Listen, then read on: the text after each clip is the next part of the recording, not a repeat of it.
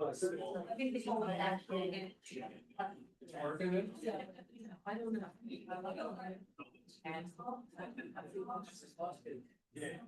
Oh, so.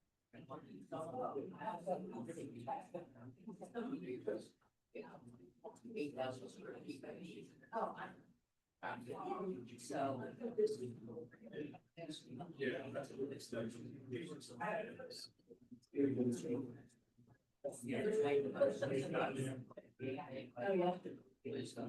Chair. Actually, someone else. Yeah. You just want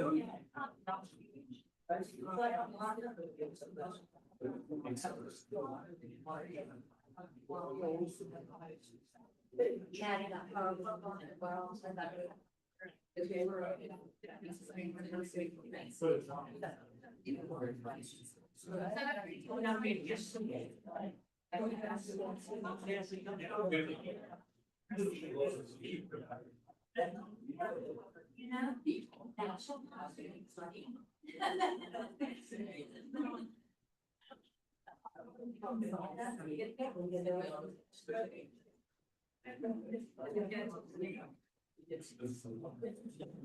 Meeting will come to order, everyone please stand, pledge of allegiance.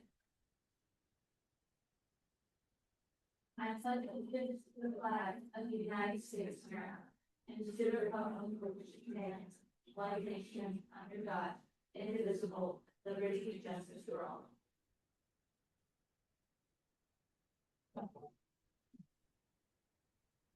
The borough complied with the notice provisions of the Sunshine Law by adopting prior to January 10th this year a resolution prescribing the date, time, and locations of all regular meetings of the commission. Meeting is one of the meetings listed in the resolution, and copies of the resolution were by January 10th filed with the borough. Get a motion to file the minutes from March 2nd, 2026. Take motion.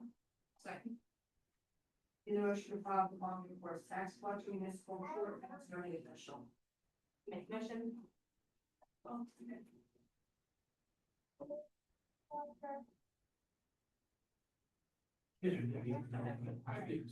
right. Okay, before we get started, we have some wonderful ladies in orange and gentlemen, we have people here in orange. So I'm gonna read your proclamation, if you all want to come up, you're more than welcome.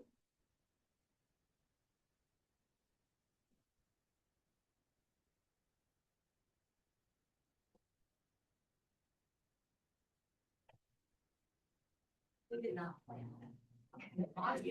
Just as you are, as mayor, mom, whatever. We often forget to wear our shirts on the press.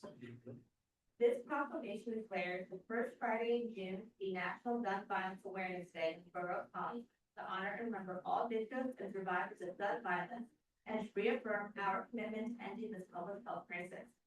Whereas every day in the United States, 120 lives are lost to gun violence, and more than 200 people are shot and wounded, totaling nearly 43,000 deaths annually.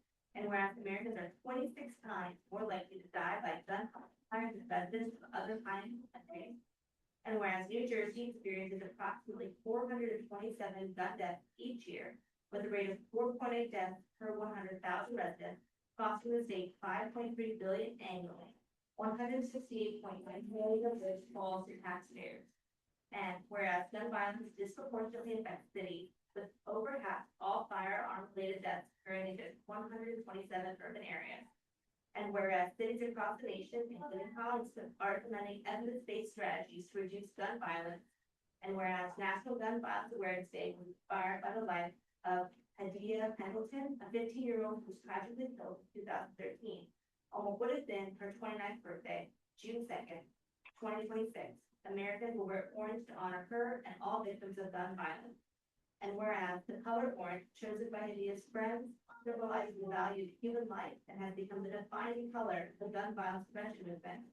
And whereas by wearing orange on Friday, June 5th, 2026, residents of Collingswood and people across the country will raise awareness, support survivors, and commit to ending gun violence. Now, therefore, be it resolved that I, Mayor Daniela Solano Ward, the Borough of Taunton, do hereby declare Friday, June 5th as National Gun Violence Awareness Day. I encourage all citizens to wear orange, support local efforts to prevent gun violence, and honor the lives lost by committing to a safer.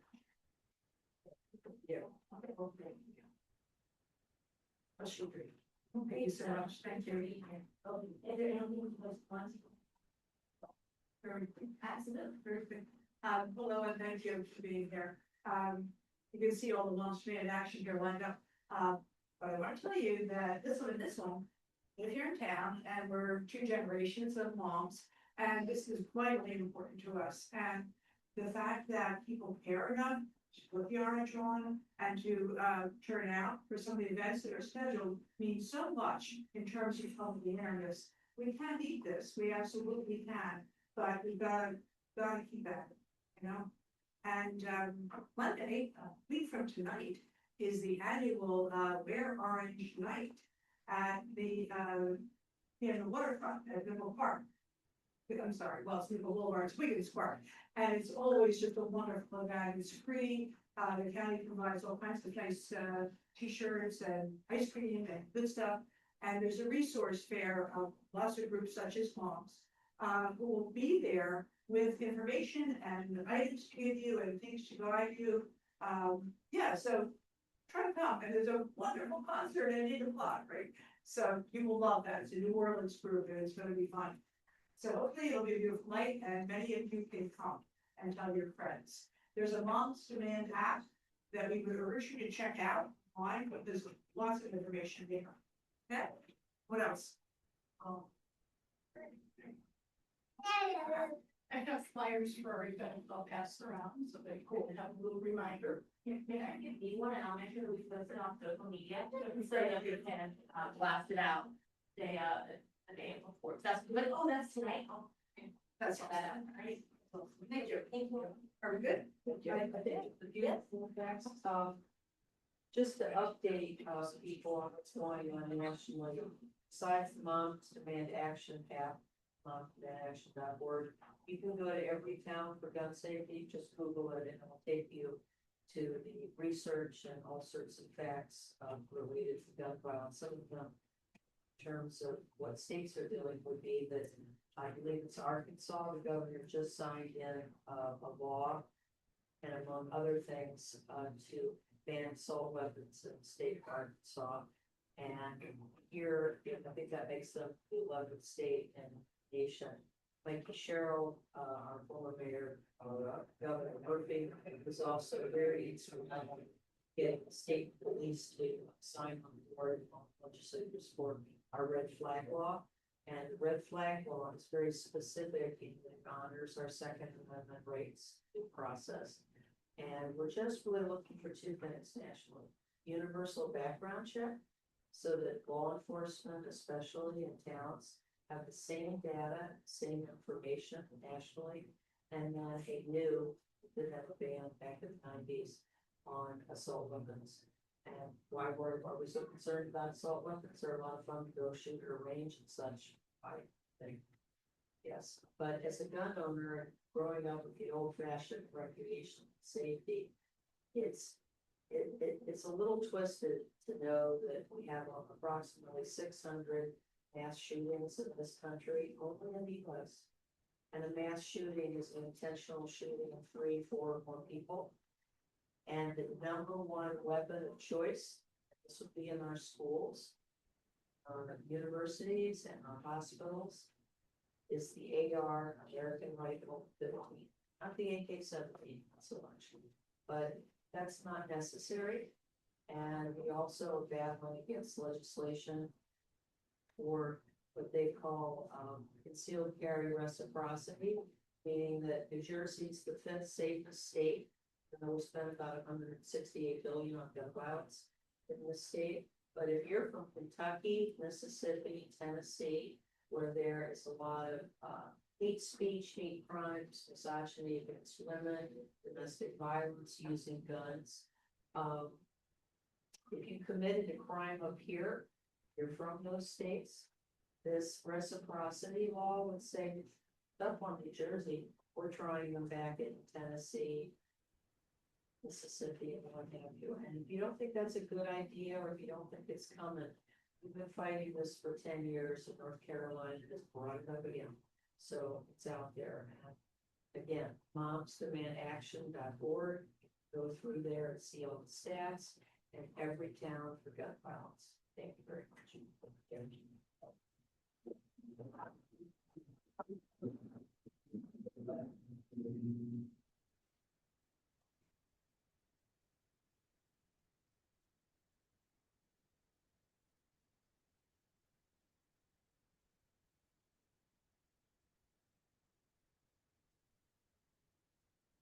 Done your part, you all do not want to take the recipe, but will our fields longer. And some people don't want to. Kim will be offended, Thank you so much. Thank you. Okay, so the second meeting and public hearing of ordinance 1835, amending chapter 141-14 to revise the inspection fees schedule to match the municipal rates law provisions. So this is the second reading of this ordinance public comment for it.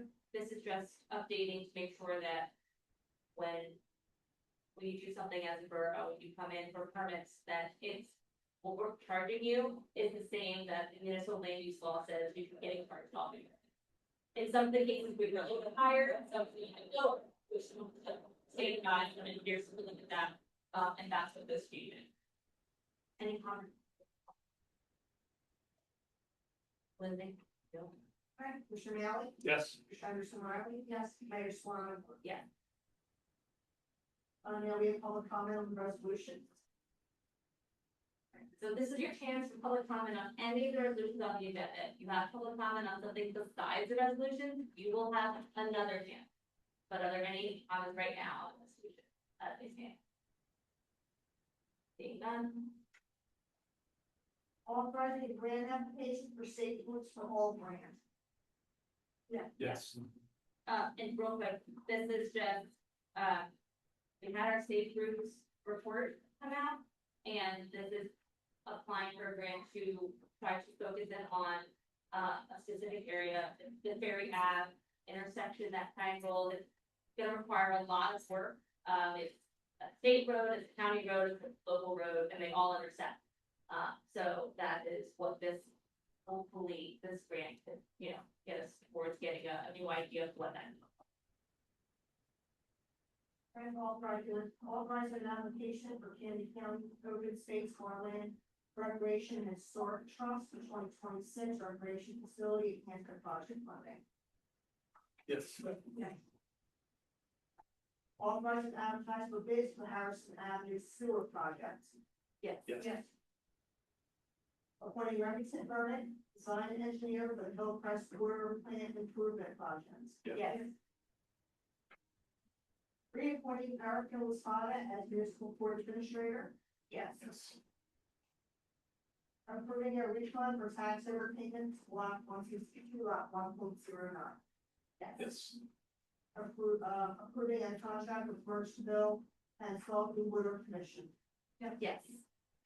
So this is, Jim, can you give a quick Sure. overview on this shared service? Sure, our water department, has been, we've been in a shared service agreement with the Commercial Development Socket Water Commission, where they have been operating or assisting us in operating our water plant.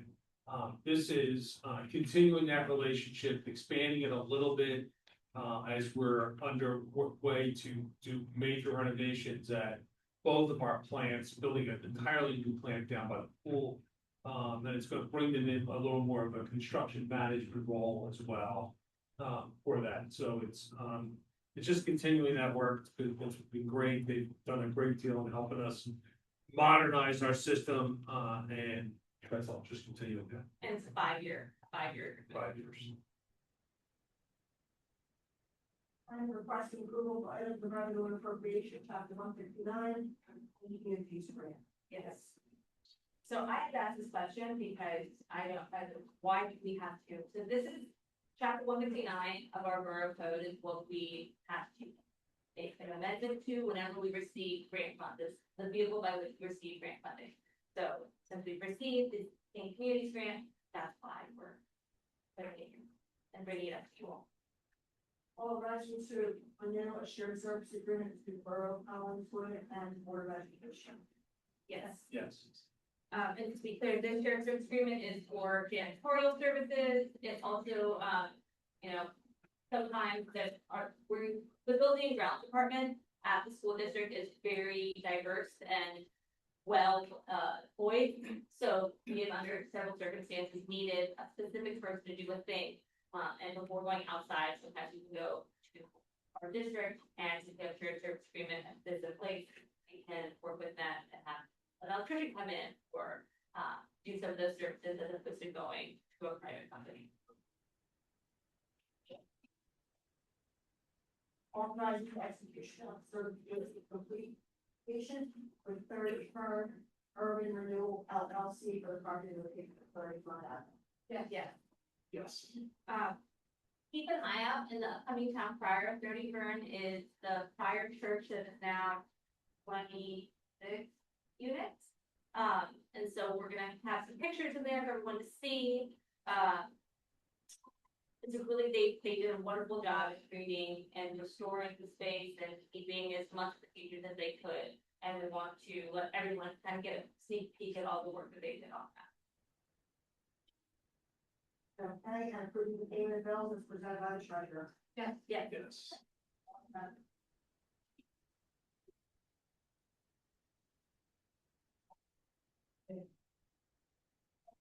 Yeah. So a few comments. I told Steve, superintendent of public works, Steve Diorio, about this. I was texting with him today. Today, the traffic meeting is supposed to wrap up on Park Avenue, so hopefully that happens soon. I saw a post online, the fire and police rescued a three-legged cat today from the sewer. Named Jack Jack. So thank you, fire and police. Interesting story. Appreciate that. To get the story in itself for here. Several updates from the library. Summer reading runs from June 22nd to August 29th. Chances to win prizes for all ages, including adults. The summer reading theme is under story focusing on dinosaurs, paleontology, and archaeology. This invites readers of all ages to dig into books and uncover history. There are several copies of the summer reading books assigned to grade 6 through high school, and those are available on the library app. There is a very fun looking kickoff event called Dinos on the Go, Friday, June 26th, from 1 to 1:45, as well as 2 to 2:45 at Scotch Brite Auditorium. So 2 sessions for ages 3 and up, where you can learn about dinosaurs from the scientists at the Edelman Fossil Museum. Check out unique fossils found in New Jersey. That program has limited space, so be sure to sign up for one of those 2 sessions. And finally, a few more things to the library. Family movies on Thursdays at 1 starts June 25th. On weekdays during the summer, there'll be passive drop-in activities in the youth service area. There's a dinosaur scavenger hunt outside Scotch Rite, as well as dinosaur craft night for adults and monthly movie nights. And finally, from the library, Unearth the Story, How to Research Hollywood Local History. That'll be on Wednesday, July 8th from 6 to 7:30. You can join the library to unearth Hollywood history. It's an interactive local history night that will show you how to research at the library and leave time for you to look through some of our archives for yourself. As well, we get with a presentation from librarians and time for personal research. Great. Several events coming up in town. The mayor, Commissioner Mann, may also mention these. The Pride events is June 13th from 5 to 8 p.m. in the Pocket Park. This will have live music, performances, community, and celebrate diversity, inclusion, and everyone who helps to make comments with the vibrant place that it is. In addition, Juneteenth, that celebration will be on Friday night, June 19th, also from 5 to 8. Of course, the holiday commemorates the end of slavery, but also promotes unity and inclusion in our community. So be sure to check out what it is. Finally, I just want to highlight the commissioners' working meeting, if you wish to join that, it's the 17th at 11:30. Wishing all who are ending the school year, my children are counting down days, safe celebrations, the end of the year. And of course, Father's Day coming up in June, so a shout out to all the father figures, especially those who work for the borough. Thank you. Just a couple things with, one, is just noting, a couple people that we've lost over the last month, and the mayor will speak about one of them as well, but, Carl Strine passed away over this last month, Matt's father. Carl was an ace, a big active part of our community. As I told them, I will never forget, he's the biggest man I've ever seen in a Boy Scout. That, he was a troop leader, he did all kinds of work, he was just a great, great guy. And then we also just recently lost Stan Ock. Stan Ock, was, I always, Stan served on the school board, for quite a while. But I will always remember when our holiday parade started, back a long time ago, it was a Haddon Township parade. Never came into college, it was a Haddon Township parade. And, it was run by the J.C.'s. And the J.C.'s ran the parade, and one year, I wanna say in like September, they made the announcement that they were not gonna be running the holiday parade anymore. And it was gonna stop. And a bunch of us kind of got together and started talking about, keeping it going, taking over the parade. And Stanley, led the charge on it. And ended up being the chair of the parade. He ran the parade for, I want to say 10-15 years. And it is so much work even for one day, for a couple hours on one day. But Stanley ran it, he was an ace, he was a good friend, and we'll miss him. And just wanted to mention that. And then also just that the pool's gonna be open. The pool getting open in a couple weeks. As soon as kids are out, be nice to your lifeguards. They're extremely hard to get and to keep. Be extraordinarily nice to them all, and have a great summer. That's it. So I did not personally know Stan, but he is over in the Mark Newkey side of town, which is where I live, and speaking with some parents at school pickup, they've been worried about his health the last couple of weeks, and so it was on the horizon for me. And what they said when they first, so him and his wife are the longest standing residents of their street. They've been on the street longer than anyone else. And at the beginning of COVID, he dropped a note in everyone's mailbox on the street and said at 7-Eleven, come on out with your pots and pan and ban your pots and pan. So tonight, one of the neighbors put notes in every mailbox on that street, and remembering Stan and, a way to feel like you were part of the community. What I heard from people who knew him was he was a friend instantly, and you remembered your interaction. And so, I'm sad that I didn't get to meet him, but I'm really glad the people out 7-Eleven tonight banged the pots and pans. So, want to let you all know. And you mentioned called Pride. On June 14th, we're going to be doing a Pride themed Rock the Block with Habitat for Humanity. So we're going to be on the west side of town. The majority of the renovations are going to be on Grant Ave. Everyone who lives on the blocks that would be able to do this have been sent applications, and Habitat's been out there knocking on door to door just to make sure that we have enough people involved. We're going to need upwards of 75 volunteers to do the work that day.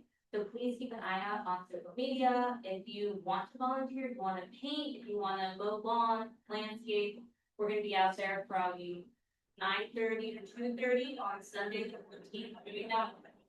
And then Habitat is going to be sponsoring a block party in the afternoon from around 3 to 5:30. There'll be food and face painters and just a community event. And it'll be on the west side. I think we're gonna try to have it on the blocks that we've worked on, so everyone can see the work.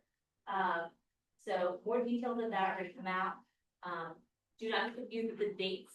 June is, someone called it June, what'd you call it, guys? May 7th, right? Just because end of school, summer's getting started, Pride, there's a lot of things going on, so we moved the event from the 13th to the 14th. So you probably all got mailers in your town crier in January that said the 13th. We have moved it to Sunday the 14th because we thought that was the best way to not compete with Columns of Pride, our event, and then also just let the kids come out and enjoy Dale. So keep an eye out for that. If you want to volunteer, let us know. Anything mentioned Juneteenth, the pool's opening for the weekend, starting this weekend, just Saturday and Sunday. Might be a little cold, but if you want, go for it. And then full time, it'll be open on June 23rd. Because school was moved because of snow. So June 23rd for full time hours. Oh, sorry. So now we'll open up public comment. Yes, sir, just name and address. Grant Patterson, 262 Harvard Avenue. You remember me Yes, from I the do. last meeting where I resurfaced my pleasure with the ban on backyard hens. The challenge to me was to return with 8 peer residents who were expressed interest in joining the Chicken Advisory Board. So there are 5 of us here tonight, along with our principal advisor, Gwen Bailey. And then 3 of us who couldn't make it. My wife is here with the children. She's also tends to be on the board. And I think a few of us would like to say a few words about it if given the opportunity. Thank you.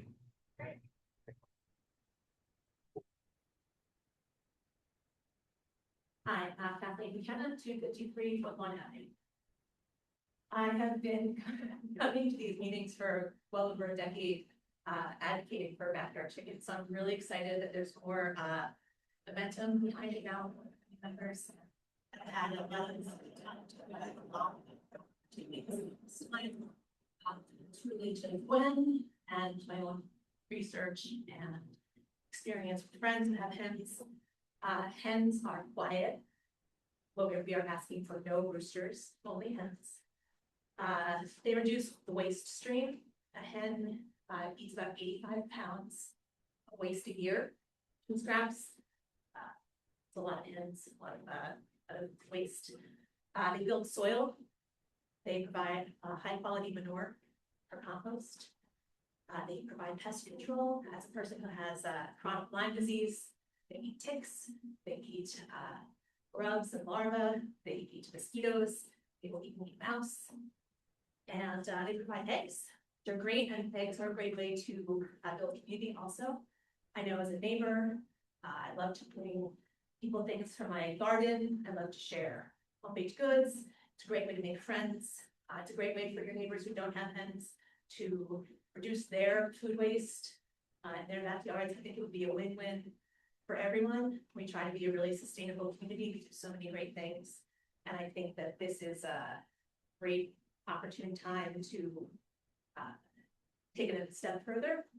Everybody doesn't have to have chickens, but people who do want to have chickens should have the opportunity to give a new pet an opportunity. That's it. No, Karen Guerreri at 325 Park Ave, and I also own a small business, House Bench at 740. So, in the birding world, there is a question that a lot of people will ask, which is, what is your spark bird? And a spark bird isn't necessarily your favorite bird, but it's the bird that made you start to notice other birds. And my spark bird is a chicken. When I lived in Texas, I didn't move to Collingswood till 2020. I had a pretty large backyard chicken operation, upwards of 20 hens. And it kind of changed my life. It made me, for the very first time, start paying attention to the weather and being very on top of what was happening in the next week or so, what I put in my yard, not just because of the fruits and vegetables that I was growing for myself, but because these hens were foraging in my yard and I was going to be eating their eggs. And there were just so many things that I learned having these wonderful creatures like under my stewardship that I then became very obsessed with birds in general, and I probably wouldn't even have my shop today if I hadn't had my hens. So I think they're just a wonderful add to a community. A lot of people think that they attract rodents and do all kinds of things, and I can tell you, I have seen a number of hens grab a mouse by the tail and gulp it down in one gulp. So, yes, you'll get to see and learn all kinds of fun things when you have chickens. And I'm happy to be on a part of the advisory board if I hopefully am able to do so. And last but not least, you know, I own a shop in Collingswood where I sell birdseed. And interestingly, if someone has backyard chickens, I would strongly advise them not to have birds. Because hens are very, for human caused reasons, very susceptible to a variety of respiratory illnesses, including avian flu and a variety of things. And so having wild birds congregate near chickens is never really a good idea. So I'm actually advocating for something to happen in Collingswood that may potentially detract some customers from it. And I think it's that. So just wanted to put that. Thank you so much. Hi, everyone. Dan DeVito, 136 New Jersey Avenue, and I'm the owner of a small business based in Collingswood, Front Yard Food, where I design and build food gardens for homeowners. And, you know, in addition to all the great things I've already said, backyard hens are an issue with food security. When I started this business, a lot of the conversations I had with people was, oh, it would be fun to have a garden. And over the last year, it's changed a lot to be, oh, I really need to know how to grow food as it gets too expensive to buy, and I get nervous that it's going to be harder to find. The more disconnected we are from where our food comes from, the more vulnerable we are, and food insecurity is impacting more and more people every day. Backyard hens is a great kind of opportunity to get closer to where your food comes from, and to the point about community, you know, share with almost anyone who has chickens will tell you they can't consume them all, and they end up sharing them with neighbors and friends. There's a lot of opportunities there. So I think it's a great opportunity for the community. I also think, you know, there are objections people may have. I think the model we're proposing of a resident board is a really elegant solution to a lot of these, because everyone who wants to be on this board has skin in the game to make it go well. And if something happens where a resident does get a complaint or get a call, it's a friendly neighbor who wants to help them get better at it and educate them on how to do it well, who's going to approach them and try to fix it. And even further, I think Kara and I, as local business owners whose businesses will touch this in some ways, have even more skin in the game from a reputation perspective to make it go well and to really help people be responsible stewards. Thanks. That's good. Follow-up question. So can you tell us a little bit about how the resident board works? So the idea that you brought this evening is you coalesce a group of residents, including business owners, et cetera. But can you tell us a little bit about the role? So what is the mission of the board? And then obviously the charge in front of the governing body is important. How does the advisory board work with, say, borough staff, et cetera? What does this look like? I could speak on that, because actually I'm Gwen Bale from Haddon Township and chair and founder of Camden County Chickens. And the reason Haddon Township has a backyard chicken advisory board is because Mayor Teague suggested it.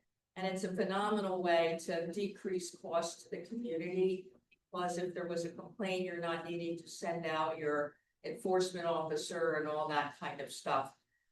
But basically, probably for a size town like Collingswood, because we're very, very similar in demographics, we have 8 members of our board. They're all residents. And once a year, we put in our application when the beginning of the year to be on the board. And we meet at this point twice a year. In the beginning, we were meeting much more often. And what we would be doing would be, when an application came in or somebody had contacted you that they wanted to have chickens here, that whoever is on call, and we would divide up that. In the beginning, we were on call only like 2 weeks because we were on with somebody else. You know, we were very cautious about everybody being very aware of everything. And we would go out, and the person first would take a class, and it's a 3-hour class. Actually, Amy took the class. And it tells you everything. And I think the ideal thing with that is it also weeds out people that are on the fence when they realize exactly what's involved with doing this. And then once they get their certificate and there's a quiz, because we don't believe anybody that just says that they looked at the class. They have to pass a quiz. Then whoever's on the board for that month would go out and do a home visit site first and make sure that their property can, approaches exactly what the ordinance says, like where the coop's gonna be, setbacks of any kind, whatever. And make sure they know where the best spot would be, which usually is in the shade and that kind of thing. They learn that in class. And then they can build or buy their coop, can't buy their chickens. What you have to do next is the board would go back, a member of the board would go back and make sure that it's totally predator proof. Because we have all kinds of things around here. We all know we have fox now, we have raccoons, we have hawks. It has to be predator proof. But it's also to make sure that they're staying in your yard. Because we're very concerned about neighbors if they had a hole somewhere and the chicken was getting out and getting into the neighbor's yard. So the person goes back and makes sure it's all predator proof. And then they can sign them off. They can take their application to the borough township and get their license, and then they can buy their chickens. Okay, so I mean, it's a lot involved. And then if there was a complaint, whoever's on call would go out and a lot of times ask another member of the board to go with them just for reassurance. But the community knows who the board people are. You know, we're trying to make sure that, you know, we have a Facebook page, all of our pictures are on there. We try to get everybody that has hens to be on the Facebook page so that they get familiar with us. So it's not like a stranger. And if there was a complaint, we would go out and as was said earlier, that we're gonna educate. If you send your town enforcer out because a coop stinks, and we don't have that problem, but whatever. They're just gonna say, yeah, you got 2 weeks to fix it or you get rid of your chickens. Not when you have a backyard board of chicken people, because we are gonna say like, what are you using for bedding? How often are you changing it? You know, what can we do to help you with this? But we'll be back in 2 weeks and it better be fixed. And then if it isn't, then we do or would call in the enforcer. We have no legal ramifications for finding them or doing anything like that. So that's basically what's involved. And in the beginning, what I always do with towns, and I have helped 35 towns change their law by now, is that I am willing to go out for like one of the very first site visits so that they can see, carry a measuring tape so that you can make sure that you're so many feet, whatever your ordinance says, and make sure everybody's kind of comfortable doing that. And I mean, I don't even have a problem if there was a complaint. We don't get complaints, that's the point. But anyway, I would go with them too. So I mean, you know, right next door, it's like not a big deal. But that's what's involved, and I think that it does really elevate that whole concept. And people might have said in the past, well, you'll kind of let something scoot under, you know, you kind of think, you know, we don't want any bad apples messing up our program. If anything, I think we'll be tighter because we want it to be done right. And that's the whole benefit of it, and it's free to you by doing it that way. I'm saying you in general, because part of the room, can send, not necessarily the literature, but what the ordinance looks like, for example, at a township. So we can kind of look at the structure, dive in a little bit more. It's been a contentious topic in Collingwood for a while. It's been a long while. a long while. So want to make sure that on our end, we do our due diligence, share some of the facts, give people a chance who may not be in favor to speak their piece as well. But if you send us more information on what the actual ordinance could look like, we'll start looking at it with our zoning officer and just start like poking holes and what could go wrong. That's kind of our job, to make sure things don't go wrong. And we can start looking into things. I have forwarded everything to Amy. Rick says she already has it. We're up to 29 houses in Haddon Township with hens. So, and we've now been doing it for almost 11 years. Yeah, we got our ordinance passed. Our first pilot program was passed in 2015. So it's 11 years. In those August. 11 years, how many complaints have you had? We had one person who complained about everything, but it was kind of had a chicken thing involved as well. She didn't even like the woman hanging diapers out in the backyard because it was too much of having an earth mother next door. So she would kind of figure that, oh, well, maybe that chicken's getting a little too close to the fence, but it was all, nothing happened. I mean, there was nothing wrong. But she just had that mindset and it was an issue. One, In 11 years? in 11 years. Okay.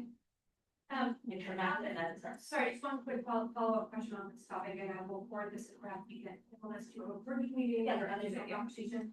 Not the municipalities in Camden County, do you know how many have some? There's 19 municipalities in Camden County that allow chickens. That I know of. Now, the other small ones, maybe they have laws that are fine but it's never come up. Or they have laws that don't allow it, but nobody's ever asked to change it. So, I only am aware of the ones that either I've worked with or, that it's come up in the past that, whatever, but there's 19. I looked at it this afternoon. I'm just curious, do you let them? Ma'am, I'm sorry, ma'am, can you just give your name? Oh, I'm Kathy.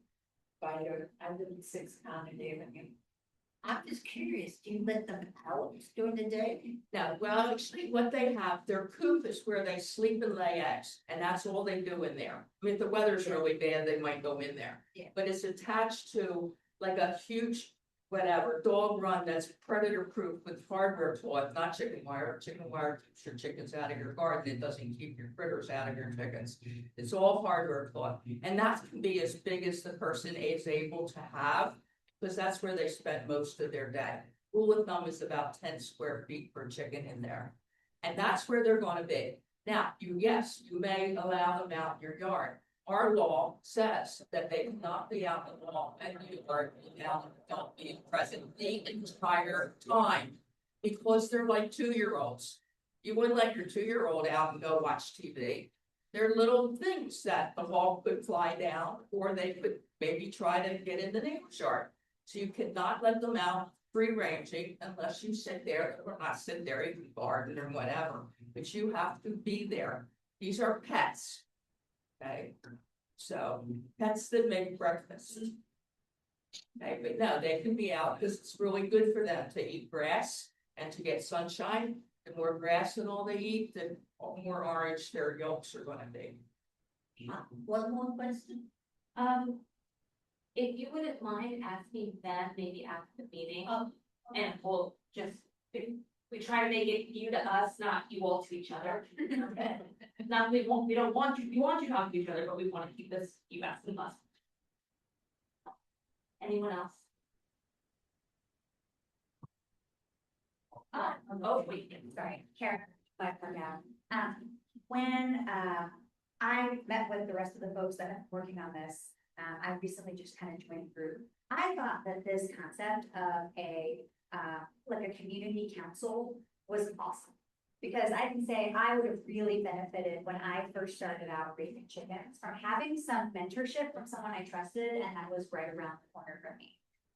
And so I think all of us on here, whether those of us have experience with it or not, I know all of us are really excited to be able to support someone that wants to be on this journey.